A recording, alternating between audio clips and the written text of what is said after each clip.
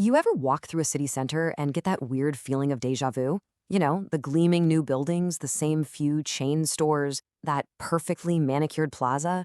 It's all very clean, very efficient, but you can't help but wonder, where's the soul?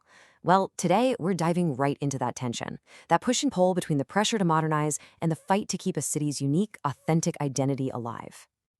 And this right here is the billion-dollar question, isn't it?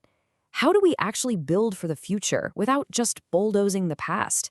How do we embrace progress without losing the very character, the very grit that makes a place worth living in and visiting in the first place? It is a massive puzzle, and cities all over the world are trying to figure it out. So there's actually a name for the thing at the heart of this problem: urban stereotyping. Now, the term itself might be new to you, but the practice it describes, yeah, it's something we've all probably seen or felt. Think of it as the diagnosis for why so many cities are starting to feel a little copy-pasted. So what exactly is it? Well, urban stereotyping is what happens when a city's complex, messy, living identity, all its history, its quirks, its people, gets flattened, simplified, and packaged up. It's basically city branding on steroids, where the goal is to create a simple, easy-to-sell version of a place, kind of like a logo on a soda can. Okay, so how does this actually happen on the ground?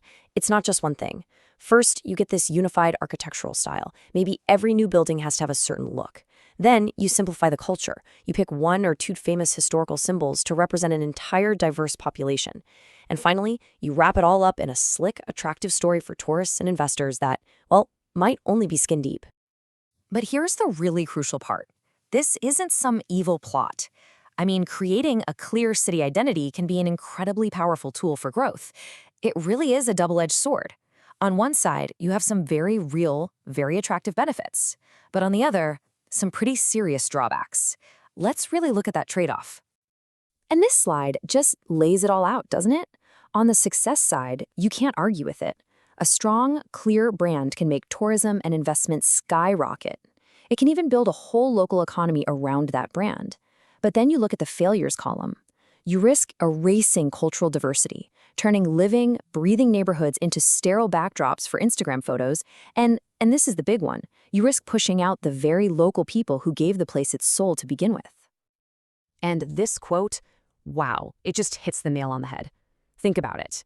When centuries of rich, complicated heritage get boiled down to a few easy-to-digest symbols you can slap on a t-shirt or a postcard, what are we losing in that translation?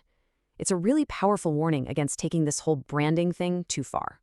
So what happens when that line gets crossed? You know, when the brand becomes more important than the actual place? Well, things can get pretty serious. The research points to 3 specific major risks that pop up when a city starts to lose its soul.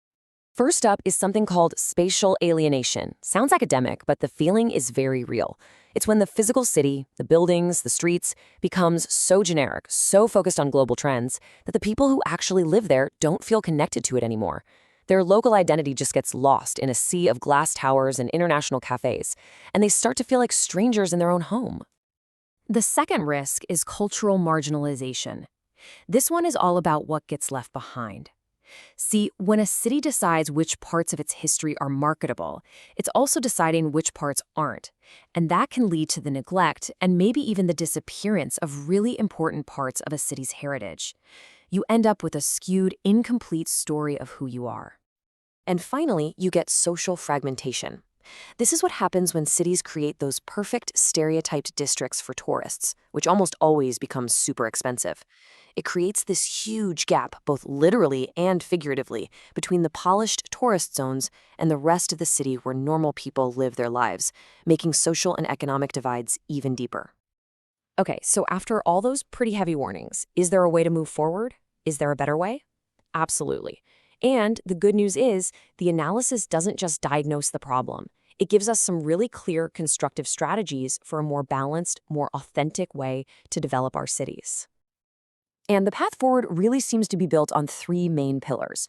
First, participation. You've got to give the actual community a real voice in shaping their city's story. It's their story, after all. Second, you have to preserve diversity. This doesn't mean freezing a city in time like a museum, but being clever about weaving old heritage right into new, modern design. And finally, it comes down to authentic marketing. Celebrate the city for what it really is, warts and all, not some perfect manufactured fairy tale. And that really brings this whole thing back home, back to all of us. When you walk around your town, your city, what do you see? Is it a manufactured brand or a living, breathing community? So I'll leave you with this. What is your city's true identity? And what can we all do to protect it?